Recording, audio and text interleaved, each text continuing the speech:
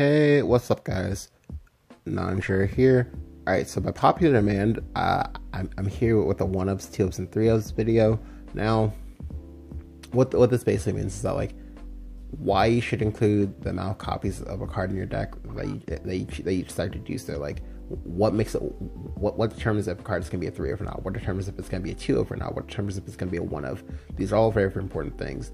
Now, I alluded to this a little bit in my improving as a player video, but for me, because I have the benefit of having played so many different card games across the course of so many different years, I can kind of fall back to different games if I'm looking for different, like, theories on why to do certain things. Now, what I mean by this is that, like, for the most part, the general fundamentals of CCGs and TCGs, they carry from game to game. So basically, these what you learn in one CCG or TCG is usually going to be a transferable skill to some extent in whatever next game you play afterwards. All right, so going on to the article itself. Now,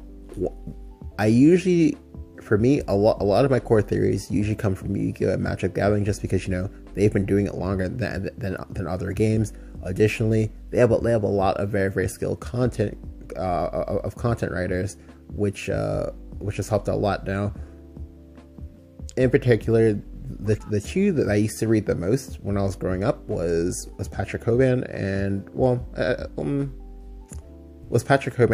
Jason Grabbermayer. Now, in particular, Patrick Hoban, the guy you see in the picture here, he's a very accomplished pro player in Yu-Gi-Oh! He's had multiple first place finishes, multiple top 8s, multiple top 4s, etc. He's even gone to Worlds a few times, and just, you know, a very accomplished player overall. And this is actually an article by him.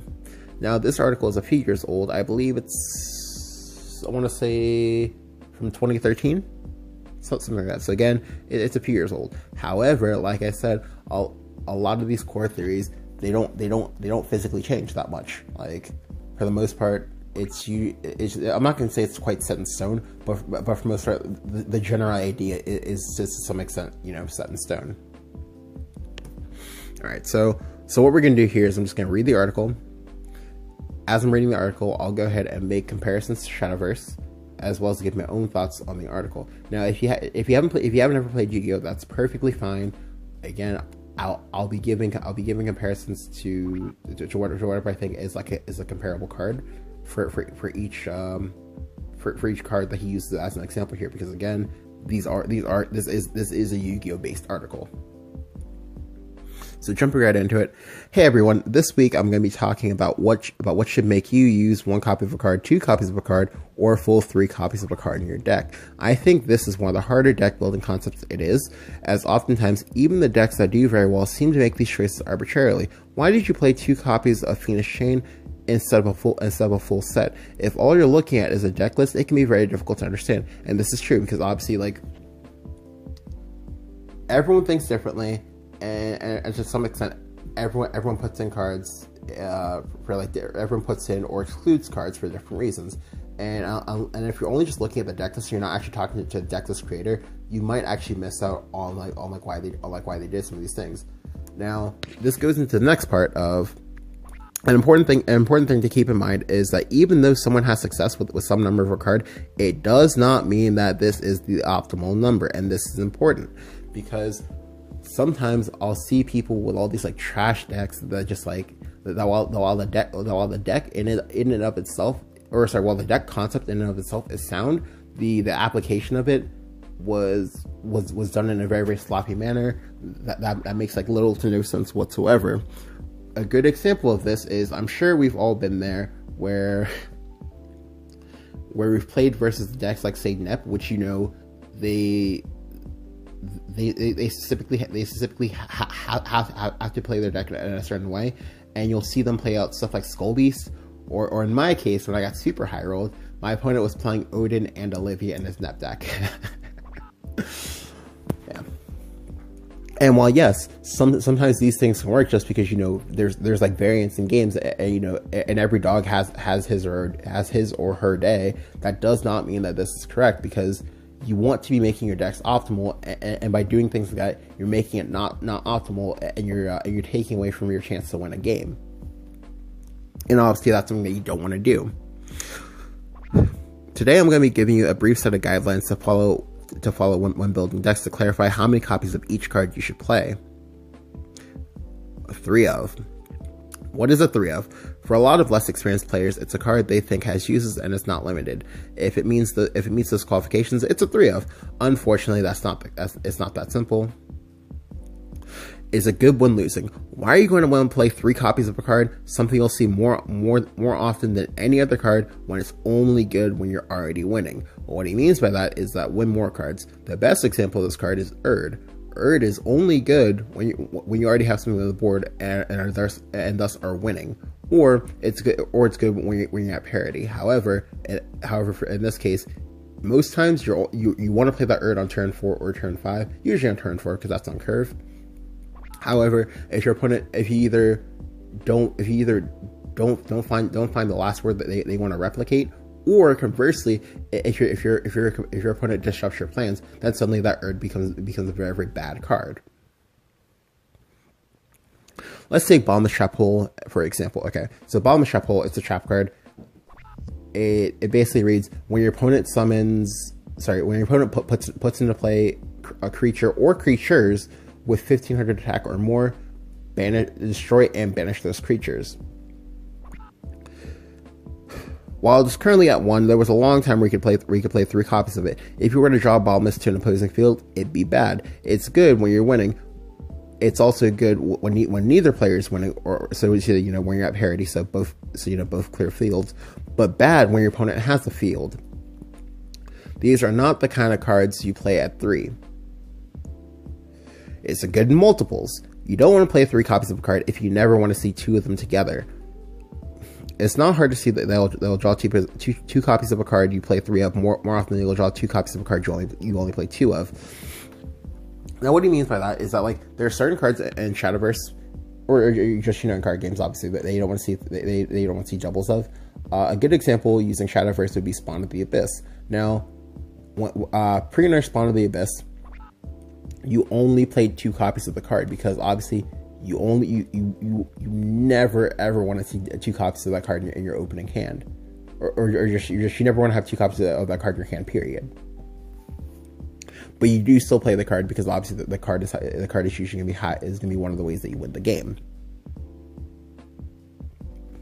Let's go back to a time where Gold Sarcophagus, it's a spell card. So how it works is you pick a card in your deck, you remove it from your deck, and then 2 turns you get to add it to your hand.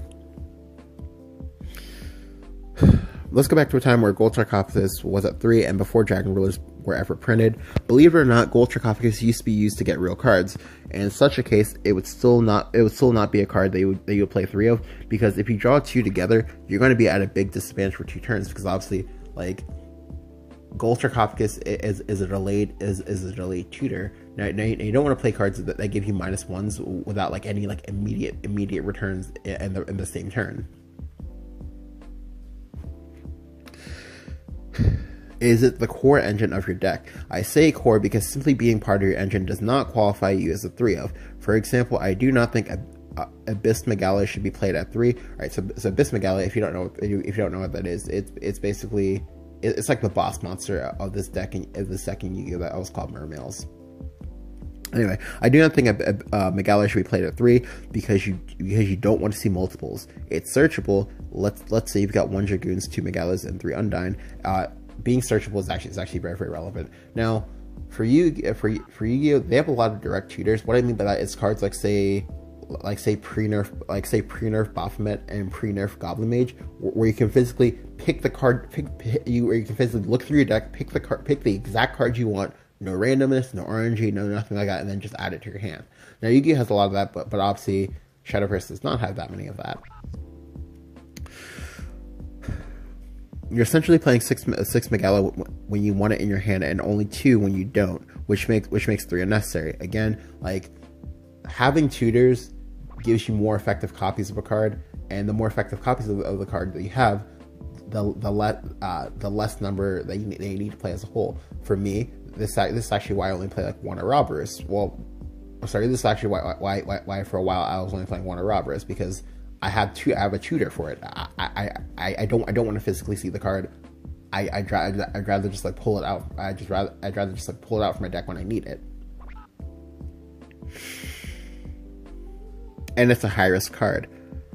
When I say core engine, I mean things like playing 3 Tempest or 3 Snow. So what he means by that is that, like,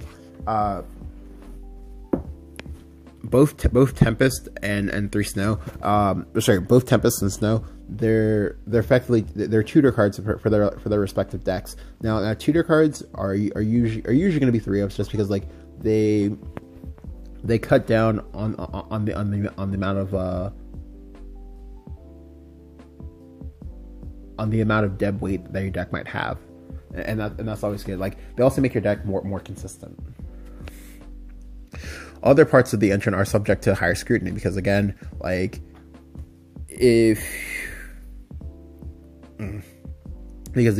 while the tutor card usually has like multiple applications, the card that's winning you the game usually will not. Is it good against all the top decks? In Baby Dragon format, I saw Joel and Lockbird being played at 3 more often than I care to remember. Alright, so Joel and Lockbird was a counter card back during Dragon format. Basically, if your opponent searched for a card to their hand, you played the Joel and Lockbird, and your opponent could no longer play search. Your opponent could no longer play search cards that turn. The idea was that it gave dragons a fighting chance against spellbooks game 1. Sure, it had applications in the Dragon Mirror as well, but take a look back at the qualification. Good. Not being good. Not being dead in every matchup that they can possibly imagine is not what I would consider. Is not what I would consider good. To meet this qualification, it must actually be good. Now, what he means by that, is that, like, you can have a tech card, but like the tech card, like,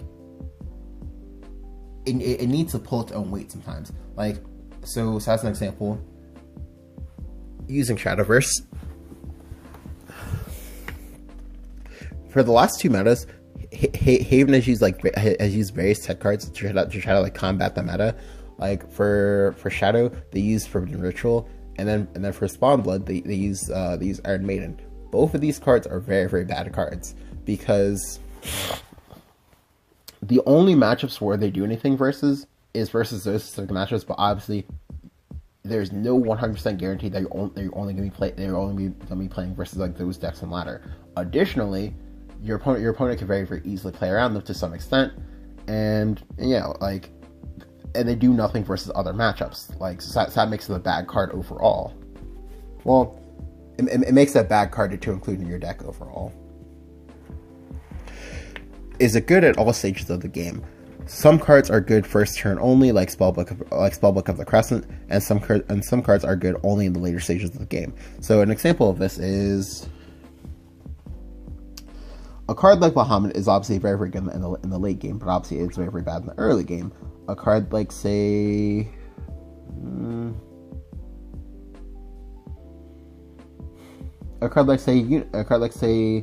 Lyriel or something like that, or say Levi, or say Old Man Levi. Those it's very, very good in the early / mid game portions, but it's very, very bad in the late game portion, because you won't have an Evo to get the fireball from him.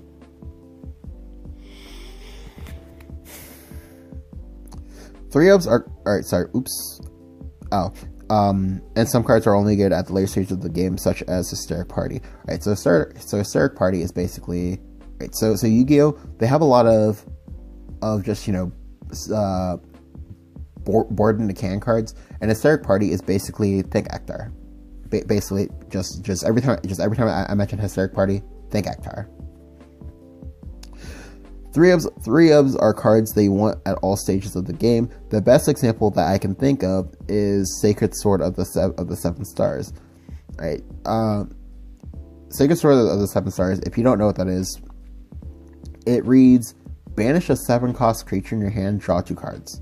So for the most part, to some extent, draw cards you usually get a pass on the whole 3-ups thing, just because like if you draw more cards, you make your deck smaller and smaller, and you see more consistent plays. This is actually part of why Shadow is now running triple Soul Conversion as well as triple Demon Eater, because you just see so many cards so quickly. You'll literally want it any turn you draw it. Now, the above probably had you questioning how valid what I'm saying is. Would I really not play 3 Spellbook of the Crescent in Prophecy or 3 Hysteric Party in Harpies? Crescent is one of the solver problems Spellbooks have, and the reason I do not think that they can be the best deck. It attempts to defy these rules by maxing out on 3 Crescent out of necessity. Now,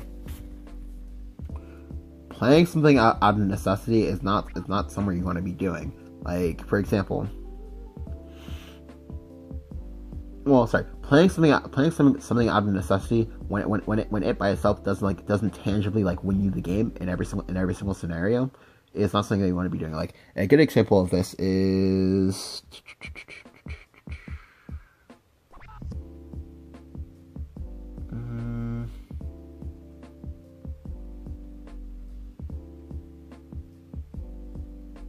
okay.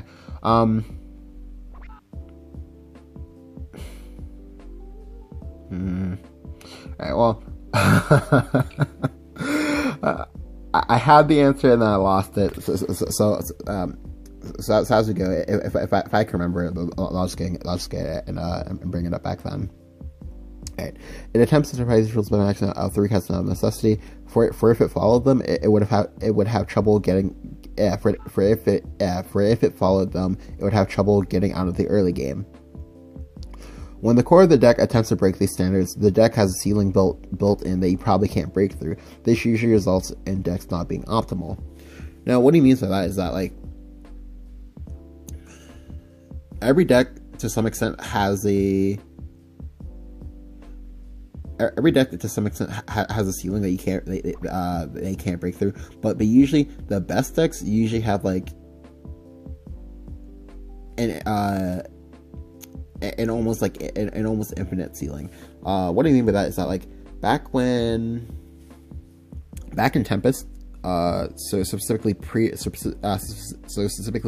Dragon, there wasn't really that much of a limit to what they could and could not do to you, just because, like, they had so many different ways to win the game. They could just, burn you out with Grimnir plus Oro. They could hit you with a combo. They could hit you with storm damage. They could just hit you with the giant Bahamut. They had a lot of different ways to win.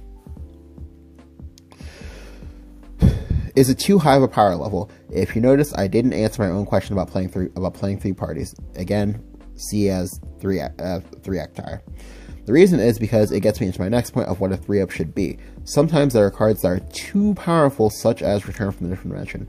Alright, so as I said, Yu-Gi-Oh! As a whole, it has a whole bunch of board in the can cards. This is actually one of them. This is actually one of the best board in the can cards, because, like, the only requirement was that you have to have cards, they have to have the cards banished, and they could bring back any number of cards you wanted.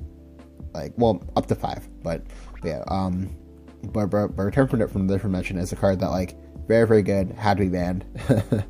Like, just way too strong for a card. Hysteric Party, again, see Ektar, almost certainly falls into this category. Something that's important to do is to not take these guidelines to carry equal weight. What I mean by that is that sometimes something might say not to run 3 of a card, but another thing might say to run 3 of said card. Sometimes one of these will outweigh the other. Again, this is important because, like, for example,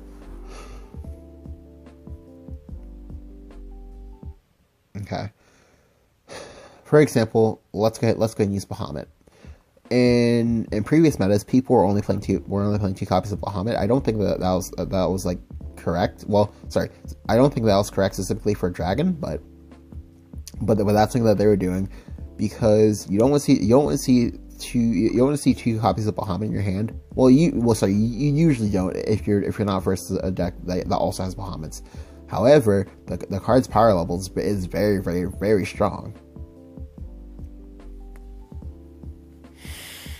this is where playtesting comes into play to make that determination, because obviously when you make these decks, the important part is that you need to be playtesting and you need to be figuring out, okay, what's working, what's not working. While Steric Party may again, see Ektar, may not be good early game, it's probably offset by the fact that it's super powerful. Because again, like, we've all been there when we've seen our opponent just, slam down Ektar for 12 and, get those 4 zombies and just, completely murder our board while making a board of his own, and we probably just lose off of that. We've all been there. Continuing with Spellbook of the Crescent, its power level was too high when Spellbook of Judgment was at 3. Spellbook of Judgment, if you don't know what that is, basically, imagine Daria in this game. If when you drew the 5 cards off the Daria, you got to pick exactly what 5 cards you wanted, and that they would all be spells. Yeah, broken as fuck. It was worth a slightly worse late game to have a super consistent and powerful first turn. Now, right, so going back to that, what he meant in that Spellbook of the Crescent shouldn't be a 3 of is that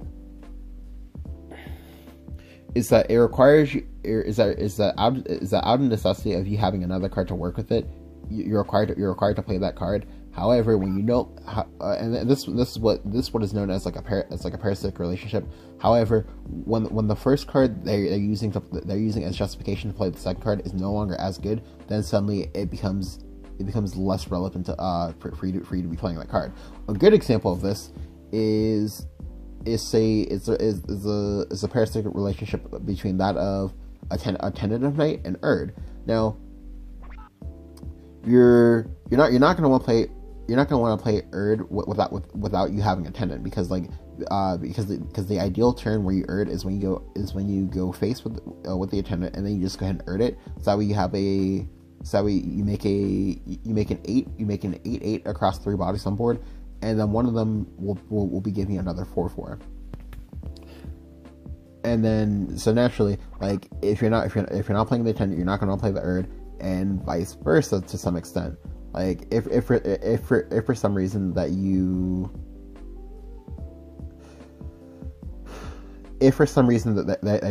playing attendant, you're gonna like want to consider Erds. However, like, if you're playing Erds, because there aren't that many targets to work with, your options for how to abuse it are gonna be kind of limited, and that's how you use it. So think square in a rectangle, sort of. In this case, I think it was correct to run 3 Spellbook of the Crescents. Now the necessity of the card for consistency is just an inherent problem of the deck. One-ofs are pretty simple because they're usually the exact opposite of what a 3-of is. Is it bad when you're losing? Look at Castle of Dragon Souls. Alright, so Castle of Dragon Souls, it's a card that, like, right, so how it worked is that you banish a dragon in your graveyard to give a creature on your board plus 700 attack. Now, obviously, that's bad if you don't have a board. However, the card is still good enough that you're gonna want to see it sometimes, just not all the time. And this is usually why you see one-ups a lot of the time. Is it bad in multiples? Again, looking at Castle of the Dragon Souls, like, it's not a card you're gonna want to see two. It's not a card that you're gonna want to see 2 of in your hand, or even over the course of a game. Even if it were good, one would get the job done. And this is true because sometimes you only need one copy of a card in order to do exactly what it is that you need to do. Such as, for example, the Erd. It also makes you weaker to them, destroying your monster in a way other than attacking it.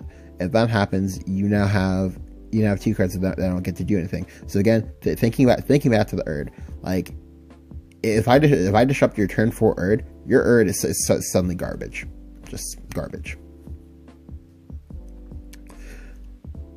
The next one is cards that you don't want to draw but are a necessity.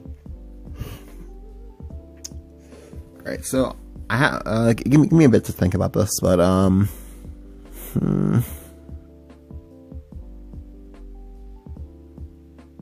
Okay. Right. obviously, like there gonna be some cards that they want to have in your deck, but you physically don't ever want to see them. What I mean by that, is that it's one of these, like, you don't want to see it in your hand, because you usually get some kind of value out of it by pulling it from your deck.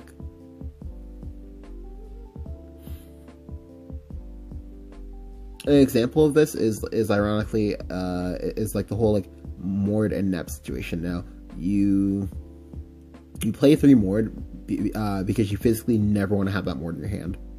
Because you physically never want to draw your only copy of Mord.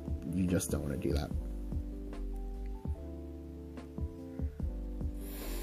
Titanium plants, Undying, and Mermails. Mermails need to defy this. Need to defy this is a limiting factor for the deck. Limiting factor of the deck and one of its inherent weaknesses. Normals and Heretics. The list goes on. There are a lot of cards that you don't want to draw, but they have to be played to make your deck work.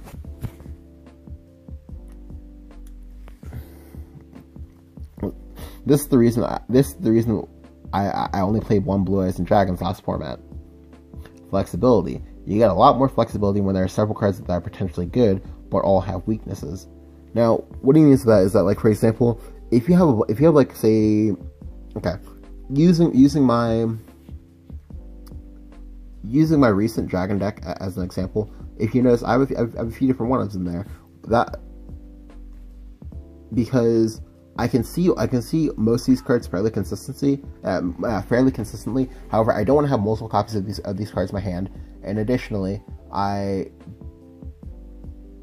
because I'm playing, you know, not too many one-ups, but just like the correct amount, it gives my deck higher ceiling and what it can do, and that's important when you're trying to like play with a powerful deck. For instance, Mirror Force might be bad against Spellbooks, but great against fire. Phoenix Wingwind Blast might be good against Spellbooks, but subpar against fire. Instead of playing multiples of just one of them, you can play one of each and give yourself greater flexibility. This makes it so situations where Wing Blast would be bad would occur less often. And again, this is true. Like, for example, I usually try to play Poly in a lot of my lists, just because, like, it's a very, very good card, and while it's bad versus certain things, like for example, you will almost never be playing Poly versus say Sword or versus say Blood. However, you will be able to play it versus stuff like, say, Shadow or Haven or Forest. And conversely, there are cards that work in some matchups that don't work in other matchups. So you want to try to take small hedging opportunities where you can, to where you don't get like blown back if you go ahead and you draw your tech for opposing matchups versus decks. Where you draw your techs for opposing matchups which is like not facing. So to go back into that, what I mean is that, like, okay, what I mean is that, like, using the Iron Maiden and Forbidden Ritual examples that I used from earlier, the reason why those don't get a pass is because, like, they don't do enough in other matchups. Like, they're physically aimed to just be a counter to that one matchup and nothing else. And that's why you don't play them. Like, when you do play one-ups, like, you do want it to be able to do something in another matchups, but instead of just being like complete like dead weight, which is the issue for those two cards. Whereas, say, something like Poly, you can do it versus like multiple decks, like. And then lastly, what is a 2 of? 2s are probably what I use the least nowadays, but they still have an important role. Good in most situations and most matchups. Let's take a look at a Skill Drain. It's good. It is good against Fire and has uses against Spellbooks, but it isn't ideal as World is still big. This is the kind of card I would play 2 of. Alright, so Skill Drain, basically, it's it's a sideboard tech card. Basically, it basically reads out like that Bard card that we got from Tempest, the 3/3 that like fanfare effects don't work. It's basically like that. Restrictive conditions. Continue to look at skill drain. There are plenty of times where I wouldn't mind flipping it before I have to set up, but it would be more ideal if I could use my effects and then have it once I've established a board. Having applications but before I am winning makes it not a 1 of, but them not being ideal makes it not a 3 of. Again, another. Okay, so using that as an example is Tribunal. Tribunal is a very, very good card. I don't think Tribunal is a card you want to ever see 3 of, just because like it's good, but like it's not, but like it's good like to the point of sometimes being like downright amazing, but it's only good at, like if you can actually like do something with it, like it requires you to actually like pair a card with it, but before it like actually like gets like really, really great. These are the guidelines that I follow when building my decks. I have found them to be very effective and think you should implement them in your own decks. I might do a follow-up article on the number of copies of a card in the side deck, because while they follow many of the same general rules, there's a whole other rule set that they must follow as well. Let me know if you guys like this article, and let me know if you build your decks any differently. Until next time, play hard or go home. The circuits here. But yeah, so basically, that's basically the end of the article. So yeah, so some of the major takeaways is obviously like 3 of a card is basically if it's part of your core engine, or if the card is simply too powerful not to play. 2 of a card is if it's not quite good enough to warrant being a 3 of. However, it does enough that's not quite a 1 of either. And then 1 ofs are if you're forced to play it out of necessity, if the card is good, but not like amazing either. And yeah. Anyway, I hope you guys enjoyed. I know that this was a very long video, and you had to like listen to me talk for quite some time, and that probably a lot of these comparisons kind of like went over your head. But for the most part, if you did manage to make it all the way through, thank you. If you did like kind of like fall behind and you kind of like missed on some stuff, just just go ahead and like ask me down in the comments below, because I do read all of your comments, and I do try to get to each of you as fast as I possibly can. And yeah, hope you guys enjoyed. Thank you guys for watching. I will be uploading Ask Nan probably Thursday, maybe Friday this week. I'm not sure. But yeah, hope you guys enjoyed, and I will catch you guys next time. See ya.